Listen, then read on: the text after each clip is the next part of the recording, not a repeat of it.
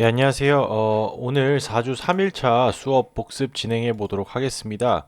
오늘 이제 처음으로 10불불을 진도를 나갔는데 뭐랄까 되게 메모리나 그런 내부적인 동작 방식에서 조금 복습할 만한 게 있어서 복습을 진행을 했고요.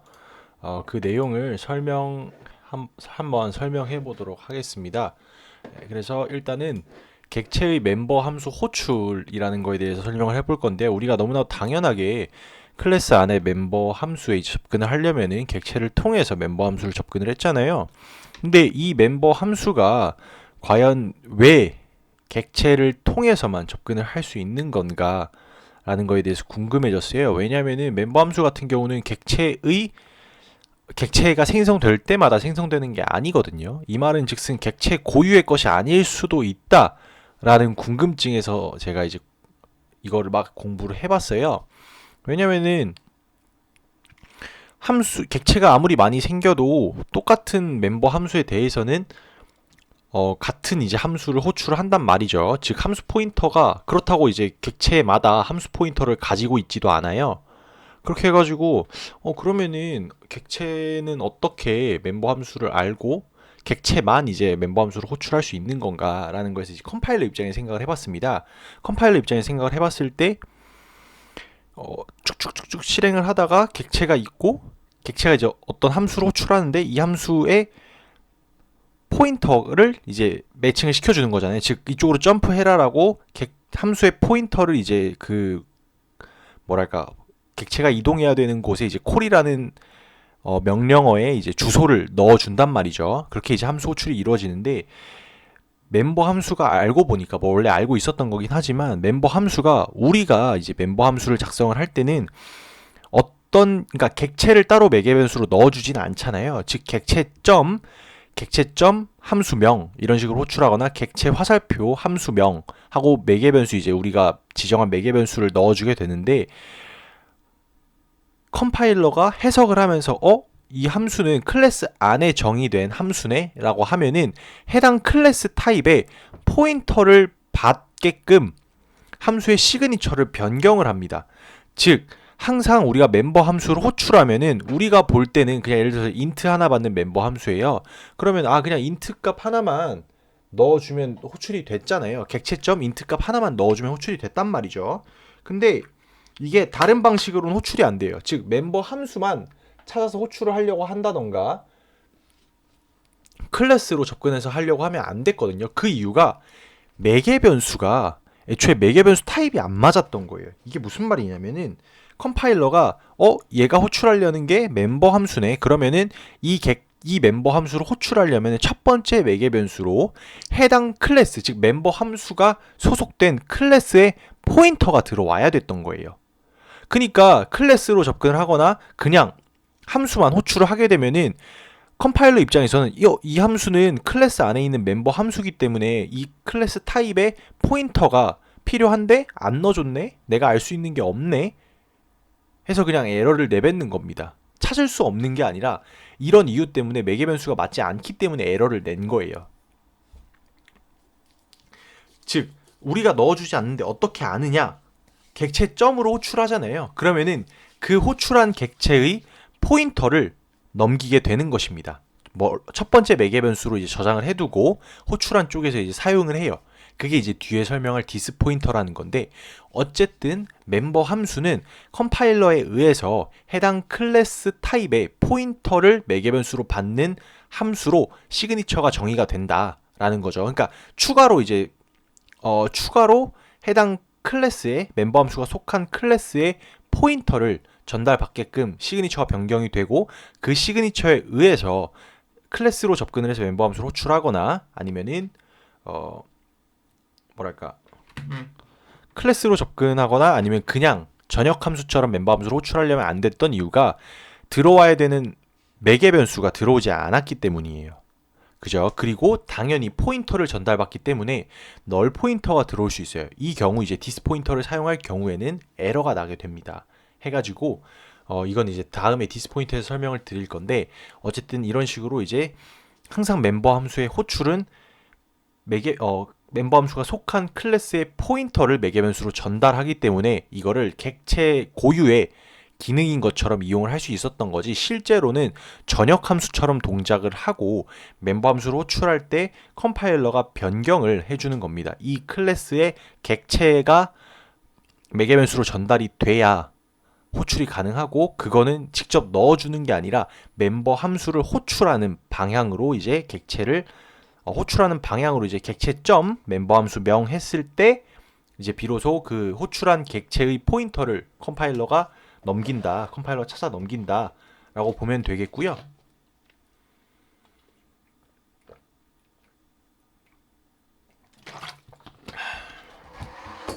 컴파일러 찾아 넘긴다. 그래서 객체 멤버 함수 호출에 대해서 이런 부분이 있었다. 멤버 함수는 객체 고유의 것은 아니다. 널 포인터가 들어올 수도 있어요. 왜냐? 포인터, 어쨌든 클래스 타입의 포인터를 봤는데 널 포인터는 어떤 포인터든지 초기화 값으로, 초기 값으로 이제 대입이 될 수가 있거든요. 초기화가 될 수가 있어요. 포인터를 선언하고 널 포인터로 초기화를 할 수 있거든요. 그렇기 때문에 다른 클래스 타입이 이 멤버 함수로 호출하는 거는 막습니다. 못해요. 왜냐? 타입이 안 맞으니까. 하지만 널 포인터가 들어오는 경우가 있을 수 있는데 그건 막진 않습니다. 그리고 함수도 정상적으로 호출이 돼요. 안에서도 정상적으로 실행이 됩니다. 단 어떨 때 예외가 터지냐? 디스포인터를 사용해야 될 때 예외가 터집니다. 그럼 디스포인터를 사용해야 될 때가 언제냐? 라는 건 디스포인터에서 말씀을 드릴 거고요. 일단은 객체 멤버 함수 호출은 객체의 포인터를 함수에 전달하기 때문에 객체 고유의 해당 클래스 안에 클래스로 정의된 객체 고유의 이제 기능인 것처럼 보이지만 실제로는 전역 함수처럼 동작을 하고 그러니까 자기가 속해 있는 클래스 타입의 객체의 포인터를 받아가기 때문에 구분을 할 수 있다. 즉 이 클래스 타입의 객체만 호출할 수 있다. 이렇게 정의가 되는 겁니다. 그리고 이제 디스포인터라는 건데, 이 디스포인터는 우리가 이제 멤버 함수를 호출할 때 객체의 포인터를 전달한다고 했잖아요. 그리고 그걸 디스포인터라고 했습니다. 그리고 이게 디스포인터라는 거는 결국에는 호출한 객체의 메모리 주소값이죠. 호출한 객체의 주소값을 디스포인터로 가지고 있는데, 이게 필요한 이유는 멤버 함수에서 우리가 뭐 하죠?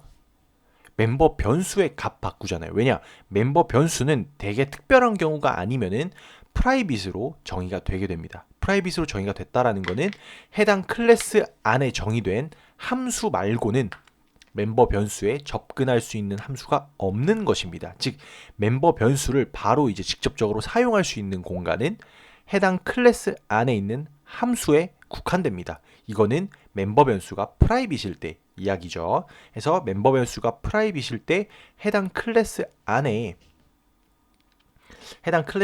있는 멤버 함수들만 멤버 변수에 접근을 할 수가 있는데, 자, 객체는 몇 개든 생성을 할 수가 있어요. 그리고 함수는 객체가 몇 개가 생성이 되든 하나씩만 생성이 됩니다. 하나씩만 생성이 돼도 구분 가능한 이유는 그 안에서 우리가 디스포인터 때문에 각 객체가 구분이 됐던 거예요. 디스포인터는 뭐다? 함수를 호출한 객체의 메모리 주소다. 그러면 객체가 여러 개 생기면은 각각의 객체들이 생성된 곳의 메모리 주소가 다 다르겠죠. 다 다르면은 그 객체가 결국에는 생성될 때 메모리 레이아웃이라는 걸 가지는데, 메모리 레이아웃이 생성이 되는데 그 레이아웃에 저장되는 게 결국에는 클래스에 정의된 멤버 변수들 순서대로 레이아웃에 저장이 되게 됩니다. 즉 객체의 시작 주소는 곧 클래스에 정의된 첫 번째 멤버 변수의 시작 주소와 동일합니다. 동일하고 거기서부터 이제 그 정의된 순서대로, 예를 들어서 정의가 int float 롱롱 이런 식으로 저장이 되어 있다면은 메모리 레이아웃에 여기가 인트형 값이 들어 있겠고요. float 그다음에 여기가 롱롱으로 지정된 값이 들어 있게 됩니다. 여기가 시작 주소이죠. 이 주소가 예를 들어서 0x1000이라고 한다면은 이 주소가 결국에는 객체가 가지고 있는 주소이자, 즉 객체 포인터이자 첫 번째 매개 변수의 시작 주소이죠. 그래서 이 주소가 결국에는 디스포인터가 되는 것입니다. 그래서 우리가 이 주소에다가 이름을 붙이는 거예요. 이 주소에다 예를 들어서 그냥 A라는 이름을 붙였어요. 클래스명은 A, 대문자 A입니다. 그래서 이렇게 된 거예요. 이렇게 해서 유니폼 초기화를 했어요. 이렇게 선언을 한 겁니다. 그러면은 이 0x1000이라는 주소에 A라는 소문자 A라는 이름이 붙었고요. 소문자 A라는 이름이 붙었고 그 A를 A.점 한 다음에 add라는 함수를 호출하는 순간 이 0x1000이 디스포인터로 전달이 되면서 add라는 함수에 지금 아무 매개 변수도 없는데 첫 번째 매개 변수로 이 0x1000이라는 주소값이 넘어가게 되는 거예요. 그래서 이 add 안에서 이 각각 int, float, 롱롱의 멤버 변수도 얘는 i고 얘는 f고 얘는 l이라고 했을 때 각각 i 하면은 여기 접근을 하는 겁니다. 여기서 F 하면은 여기 접근을 하는 거고요. L 하면은 여기 이 공간에 접근을 하는 겁니다. 왜냐? 넘어온 주소가 0x고 결국에는 IFL 할 때마다 이 주소 디스포인터 이렇게 되는 거예요. 디스포인터의 I, 디스포인터의 F, 그 다음 디스포인터의 L. 그리고 디스포인터는 뭐라 했죠? 0x1000이라는 객체가 가진 주소가 넘어오게 됩니다. 그래서 그 주소에서 각각의 멤버 변수들에 접근을 할 수가 있게 되는 것입니다. 이렇기 때문에 각 객체마다 모두 서로 다른 멤버 변수 공간을 가지게 돼요. 멤버 변수 공간을 가지기 때문에 각 객체마다 모두 다른 상태값을 가지고 공통의 함수들로 이제 호출을 하는데 그 함수에서 객체를 어떻게 구분을 하냐라고 봤을 때는 함수를 호출할 시점에 객체의 포인터가 함수의 매개 변수로 첫 번째 매개 변수로 들어오게 되면서 함수 내부에서 객체 포인터를 이용해서 멤버 변수를 지칭을 한다. 그렇기 때문에 지금 A가 호출한 시점에 add 함수에서의 this는 A의 0x1000부터 ifl에 접근을 하는 것입니다. 그렇기 때문에 각 함수는 하나씩만 존재를 해도 되죠. 왜냐하면은 함수를 호출한 주체가 객체마다 서로 다른 메모리 주소 값을 객체 포인터를 넘겨주기 때문에 이 디스 포인터로 안에서 값을 값을 이렇게 따로 볼 수가 있잖아요. 디스 포인터로 해서. 그죠? 그렇기 때문에 분리가 가능한 겁니다. 구분이 가능한 거예요. 객체마다 디스 포인터를 때문에. 그래서 디스 포인터가 이렇게 넘어오게 돼서 사용이 가능한 겁니다. 이렇게 되면은 멤버 변수의 접근도 가능하고 해당 객체의 시작 주소가 예를 들어서 0x100이라는 객체가 있을 거고 0x20이라는 객체가 있을 겁니다. 0x1000이라는 객체가 있을 거예요. 다 똑같은 메모리 레이아웃을 가졌지만 다 다른 시작 주소를 가졌기 때문에 이 함수 입장에서는 그냥 이번엔 A네, 이번엔 0x1000이네, 이번엔 0x20부터 시작하면 되네, 이렇게 해가지고 접근하면 되는 거예요. 그럼 다 다른 메모리 공간을 지칭하게 되겠죠. 그렇기 때문에 이 디스 포인터로 객체 구분이 가능하다. 그래서 멤버 함수는 하나씩만 호출이 되고 객체는 객체 생성할 때마다 호출이 되고 객체가 실제로 가지고 있는 것은 즉 객체의 크기를 정하는 것은 클래스에 정의된 멤버 변수들이다. 기본은 멤버 변수입니다. 그리고 뭐 상속하게 되거나 뭐 가상 테이블 생기고 하면 또 달라지겠지만 기본은 멤버 변수들입니다. 네, 어이구 벌써 13분 지났네요.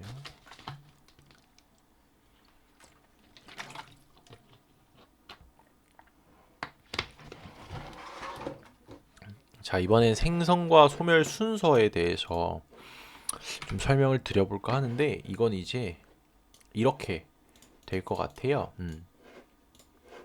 결국에는 뉴 키워드의 동작 순서, 방식에 대해서 제가 되게 궁금증이 생겨서 한번 알아본 거거든요. 그래서 아마 이 두 개를 같이 설명하고 마지막으로 이제 말록으로 객체를 생성하면 어떻게 되는가 라는 거죠. 뉴하고 말록하고 생성을 했을 때. 자, 그래서 일단은 뉴 키워드는 C++에 이제 객체 클래스라는 게 등장을 하면서 객체가 본격적으로 들어오게 됐죠. 그러면서 이제 C에는 없었던 객체 클래스를 위한 특별한 함수, 호출을 위해서 저는 뉴 키워드가 사용이 된다고 생각을 해요. 왜냐하면은 뉴 키워드도 내부적으로는 연산자 오버로딩 된 함수거든요. 결국에 뉴 키워드도 동작할 때 함수처럼 호출돼서 어셈블리어로 콜 명령어를 통해서 호출이 되거든요. 그거는 뭐다? 함수다. 결국에는. 그럼 그 안에서 뭐 하고 있냐? 뭐 하고 있을까요? 네, 사이즈만큼 말록으로 할당받습니다. 심지어 반환되는 매개 변수도 반환되는 변수명도 블럭이에요. 그죠? 참 그죠? 맥 빠져요. 그래서 뉴 키워드 안에서 실제로 하는 거는 말록으로 그 내가 이제 뉴 다음에 이제 클래스명을 넣어주잖아요. 그럼 그 클래스의 크기를 파악을 해서 크기라는 건 결국 뭐죠? 객체의 크기잖아요. 그럼 객체의 크기가 뭐다? 그렇죠. 안에 정의된 멤버 변수들의 개수예요. 멤버 변수 개수와 타입을 다 합친 게 이제 객체의 크기거든요. 그만큼 이제 먼저 할당을 받습니다. 근데 메모리 주소를 할당받고 뭐 하냐? 뭐 할까요? 바로 내주면은 그냥 말록 함수 호출하는 거랑 다를 게 없죠. 그쵸? 이 반환된 메모리 주소를 가지고 동적 할당 받은 메모리 주소를 가지고 생성자 함수를 호출하는데 이때 디스포인터로 넘겨버립니다. 자, 멤버 함수 호출할 때 디스포인터 넘긴다고 말씀드렸죠. 디스포인터는 뭐다? 해당 함수를 호출한 객체다. 그럼 그 객체의 주소를 넘기는 게 이제 그 함수 내에서 디스포인터로 사용이 된다고 말씀을 드렸는데 생성자라는 것도 멤버 함수인데 이 생성자가 뭔지 설명을 간략하게 드리면은 그냥 초기화 객체를 생성하기 위해서 무조건적으로 문법적으로 이제 정의한 호출돼야 되는 함수입니다. 생성자. 그 안에서 객체 멤버 변수들을 초기화하거나 값을 대입하거나 뭔가 동적 할당받거나 하는 객체가 처음에 생성될 때 해야 되는 동작들이나 값들을 초기화하고 정의해 놓은 함수가 생성자 함수고 멤버 함수이며 객체가 생성될 때 어떤 생성자든지 하나는 무조건 호출이 돼야 됩니다. 그 생성자를 호출해 주는 게 new 키워드가 하는 일입니다. 즉 new 키워드 안에서는 당장은 동적 할당을 받아내지만 즉 말록을 통해서 메모리 동적 할당을 받아내지만 그 후에 받아낸 주소를 통해서 이제 객체의 생성자를 호출하고 그 호출할 때 디스포인터를 넘기게 됩니다. 그러므로 생성자 안에서 멤버 변수를 초기화할 때 할당받은 메모리에다가 그 값을 초기화할 수 있는 것입니다. 당연히 초기화하는 순서도 앞에서부터 즉 디스포인터의 시작 주소부터 초기화가 되겠죠. 왜냐면은 디스포인터가 넘어왔을 때의 주소 값 하나를 8바이트짜리 주소값 하나를 가지고 있는데 그게 곧 객체의 시작 주소이자 클래스에 정의된 멤버 변수들의 가장 첫 번째 멤버 변수의 시작 주소이기 때문에 항상 앞에서부터 앞에 값부터 초기화가 된다고 생각을 하시면 되고요. 이거는 컨스트럭터 리스트 즉 초기화 리스트에서 진행이 되는 것입니다. 그래서 이렇게 초기화 리스트라는 걸 이용을 해서 객체의 값을 초기화를 하는데 이때 초기화되는 순서는 초기화 리스트에 정의된 순서가 아니라 클래스에 정의된 순서대로 초기화가 진행이 된다. 왜냐? 클래스의 멤버 변수들을 컴파일러가 읽어서 그만큼 공간을 할당했는데 할당되는 기준 자체가 클래스에 정의된 멤버 변수 순서로 읽어서 그대로 이제 배치를 하기 때문에 그렇게 초기화도 당연히 값도 들어가는 게 시작 주소부터 오프셋으로 즉 변수의 크기만큼 뛰어가면서 이제 값을 초기화를 하게 되고요. 공간을 할당하면 초기화를 하게 되고요. 그렇게 초기화가 진행된 객체의 포인터를 최종적으로 참조를 하게 되는 것입니다. 즉 그래서 new 키워드로 객체를 생성을 하면은 일단 크기를 1 크기를 측정한다. 이거의 근거는 이제 new 한 다음에 클래스명 들어오잖아요. 그럼 이 클래스명으로 측정 가능하죠. 이 클래스명 사이즈 오브 해보면은 얼마인지 나오니까 그죠? 자 그리고 new 함수로 가는데 new 키워드에 이제 오버로딩된 new 함수로 가는데 new 키워드 함수 가는데 함수 호출 3 이 안에서 뭐 한다 그랬죠? 그래 말록으로 1번에서 측정한 크기 해서 반환 메모리 반환 여기까지는 그냥 보이드 포인터로 반환이 돼요. 메모리 반환 즉 여기까지도 그냥 메모리 블럭이고 보이드 포인터로 변환돼서 반환되거든요. 보이드 포인터 타입으로 변환이 돼요. 왜냐? 말록 함수가 반환하는 게 보이드 포인터잖아요. 그럼 이 시점에서는 아직 모르는 겁니다. 어떤 클래스 타입으로 될지 모르는 거예요. 근데 네 번째에 생성자 생성자가 호출이 돼요. 즉 아무것도 만들어 놓지 않으면 디폴트 생성자라고 합니다. 즉 아무 작업도 하지 않는 어쨌든 어떤 생성자든 호출이 돼요. 생성자 안 되면 객체 생성자가 호출이 안 되면은 객체 생성 자체가 안 되고 컴파일에 에러입니다. 그렇기 때문에 어떤 경우든 생성자가 하나 호출이 되는데 생성자 호출. 근데 생성자 뭐라 그랬죠? 멤버 변수입니다. 멤버 변수의 특징은 뭐다? 그렇죠. 호출한 객체의 포인터를 받아갑니다. 생성자 호출 디스포인터 받아감. 디스포인터로 할당받은 3번 할당받은 메모리 반환. 할당받은 메모리 전달.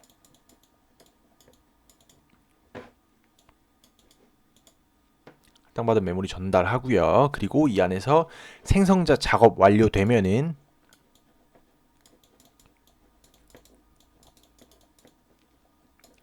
작업 끝나면 이제 캐스팅 돼서 끝. 후 최종적으로 이제 대입이 되는 것입니다. 초기화가 되겠죠. 참조 변수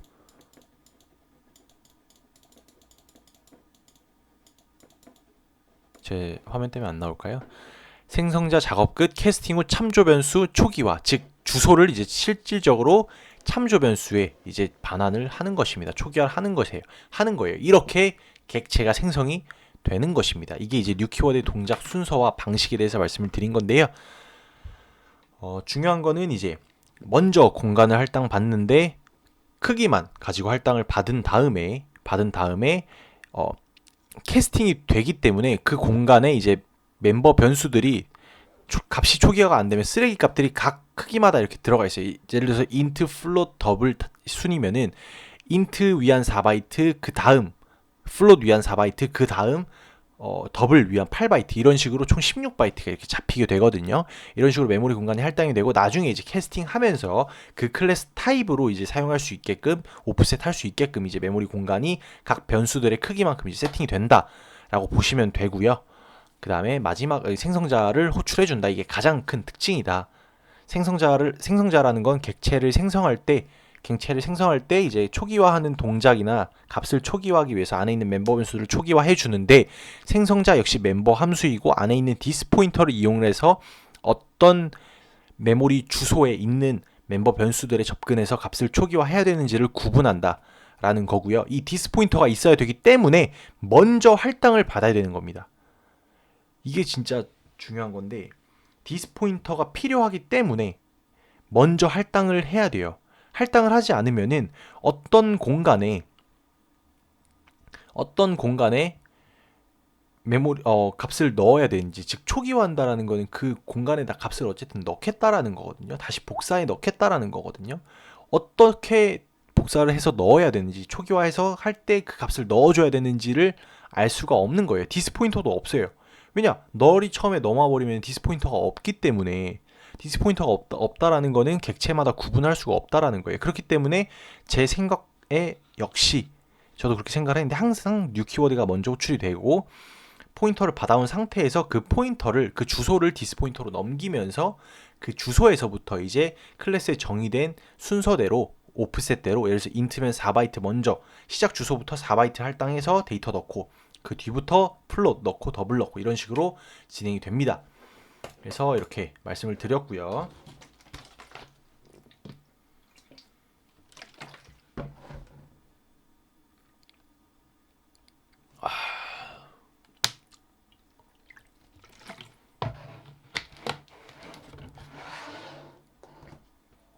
소멸자라는 건 그냥 객체를 정리해주는 함수라고 생각을 하면 되고요. 이것도 이제 우리가 호출해주지 않고 자동적으로 객체가 삭제되기 전에 이제 호출이 되는데 메모리 공간의 소멸 순서는 항상 끝에서부터 제일 끝에서부터 이제 이게 정리가 된다고 보면 돼요. 왜냐면은 메모리 공간이 이제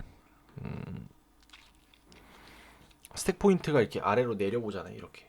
그래서 이만큼 사용했다가 이제 이렇게 올라가고 함수가 함수 프레임이 사라질 때도 여기서 이만큼 당겨가지고 호출한 쪽으로 이제 돌아가잖아요. 함수 프레임이 해가지고 이제 객체도 뒤에서부터 소멸돼. 생성은 앞에서부터, 소멸은 뒤에서부터 라고 보면 될 것 같습니다. 자, 말록으로 객체 생성은 아까 이제 new 할 때 이제 다 설명을 드렸는데 말록도 하잖아요. 결국에 말록을 하거든요. 말록을 안 하는 게 아니에요. 해요. 그럼 차이가 뭐냐? 생성자의 호출입니다. 그리고 객체가 생성자가 호출이 안 돼도 생성은 돼요. 생성은 됩니다. 근데 이제 new로 했을 때는 그 생성자의 호출을 강제하기 때문에 생성자 호출이 안 되면은 안 되는 경우에는 이제 에러를 뱉었지만 말록 같은 경우는 생성자 호출이 강제가 아니에요. 안 해줍니다. 애초에 강제고 뭐고 할 거 없이. 그래서 생성자가 호출이 안 되지만 메모리 공간 할당이 되고 똑같이 우리가 캐스팅을 해주면은 사용하는 건 똑같이 사용을 할 수가 있어요. 객체로. 하지만 생성자 호출이 안 되고 값의 초기화가 안 되는 거죠. 그런 이유로 이제 말록은 사용을 안 하고요.